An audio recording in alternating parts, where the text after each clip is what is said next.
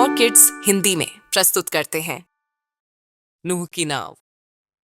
उत्पत्ति की पुस्तक के अध्याय 6 में एक व्यक्ति की कहानी है जिसका नाम नूह था। यह एक ऐसा समय था जब लोग आपस में दयालु और अच्छे होने की भावना भूल चुके थे, जिससे पूरी दुनिया उदासी और अंधकार में डूब गई थी। परमेश्वर जो सब कुछ देख रहे थे, यह देखकर बहुत दुखी हुए कि स्थिति कितनी बिगड़ गई थी। इसी अंधकारमय समय में एक ऐसा व्यक्ति भी था जो बाकी सबसे अलग था। उसका नाम था नूह। नूह अन्य लोगों की तरह नहीं था। वह परमेश्वर पर विश्वास रखने वाला, दयालु, परिश्रमी और अपने परिवार की देखभाल करने वाला व्यक्ति था। वह हमेशा नेकी के काम करने की कोशिश करता था। नूह की इसी खूबी ने परमेश्वर का ध्यान आकर्षित किया। उन्होंने नूह से कहा, मैं इस धरती पर बढ़ते पाप और अंधकार से तंग आ गया हूँ। मैं इस पृथ्वी का नाश कर दूंगा, पर मैं तुम्हारे विश्वास और सच्चाई से प्रसन्न हूँ, इसीलिए तुम्हें इससे कोई हानि न होगी। तुम अपने परिवार के साथ मिलकर एक ऐसी बड़ी नाव बनाओ जिसमें तुम और तुम्हारे परिवार समेत प्रत्येक शुद्ध पशुओं और पक्षियों के नर और मादाओं के साथ साथ जोड़े लेना और अशुद्ध पशुओं के 2-2 जोड़े लेना। इस तरह से धरती पर जीवन जारी रह सकेगा। मैं एक बहुत बड़ी जल प्रलय भेजूंगा जिसमें डूबकर सारे मनुष्यों, जानवरों, हर रेंगने और उड़ने वाले जीवों का नाश हो जाएगा। जो कोई भी तुम्हारी नाव में रहेगा वो जीवित रहेगा और वे ही नई सृष्टि का हिस्सा होंगे। नूह ने तुरंत इस पर काम करना शुरू कर दिया। उसके आसपास के लोग उसका मजाक उड़ाने लगे। वे उसे मूर्ख समझते और हंसते थे, लेकिन नूह ने इन बातों पर ध्यान नहीं दिया। उसने परमेश्वर पर भरोसा रखा और धैर्यपूर्वक नाव का निर्माण करता रहा। नूह के अथक परिश्रम से आखिरकार नाव बनकर तैयार हो गई। तभी एक अद्भुत घटना घटी। सभी प्रकार के जानवर जोड़े जोड़े में नाव में आने लगे। शेर, हाथी, गुरिल्ला, बाघ, जिराफ समेत कई छोटे छोटे जानवर भी नाव में चढ़ने के लिए कतार में खड़े हो गए। जैसा परमेश्वर ने कहा था, दुनिया के हर प्रकार के जानवर वहां मौजूद थे।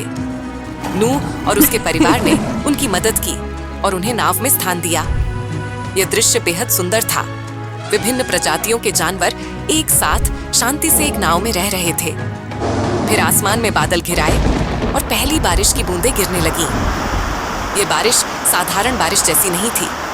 ये लगातार दिन रात 40 दिन और 40 रातों तक होती रही। जैसे जैसे पानी का स्तर बढ़ता गया, शहर के शहर लोगों समेत पानी में डूब गए। धीरे धीरे सब कुछ पानी में समा गया और पीछे कुछ नहीं बचा।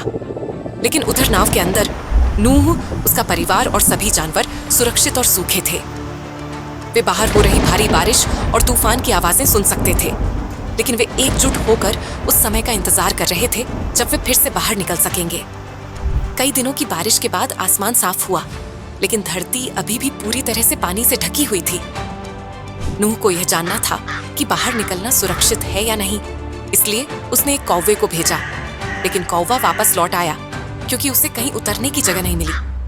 इसके बाद उसने एक कबूतर भेजा, लेकिन वह भी लौट आया। कुछ समय बाद नूह ने फिर से कबूतर को भेजा और इस बार कबूतर अपनी चोंच में एक जैतून की पत्ती लेकर लौटा। ये इस बात का संकेत था कि पानी कम हो रहा था और धरती पर फिर से जीवन उगने लगा था। कुछ ही समय बाद नाव एक पहाड़ी पर आकर रुक गई। अब धरती इतनी सूख चुकी थी कि नूह, उसका परिवार और सभी जानवर नाव से बाहर निकल सके। नाव का दरवाजा खोलते ही वे सभी नरम, गीली जमीन पर उतरे। उन्होंने धरती की ताजी हवा में सांस ली और अपने हाथ पैर फैलाए। पूरी दुनिया अब नई और साफ लग रही थी, जैसे कि एक नया अध्याय शुरू होने वाला हो। पेड़ फिर से हरे भरे हो गए थे और फूल खिलने लगे थे। जब नूह और उसका परिवार धरती पर खड़ा था, परमेश्वर ने फिर से नूह से बात की। उन्होंने कहा, अब मैं धरती पर फिर से ऐसी जल प्रलय कभी न भेजूंगा। अपने इसी वादे की निशानी के रूप में उन्होंने आकाश में एक सुंदर इंद्रधनुष बनाया, जो हर जीवित प्राणी के लिए परमेश्वर के प्रेम और दया का प्रतीक था। बाइबल की ऐसी ही रोमांचक कहानियों के लिए हमारे चैनल को सब्सक्राइब करें और बेल आइकॉन दबाना ना भूलें। बाइबल, जोई फॉर किड्स हिंदी में।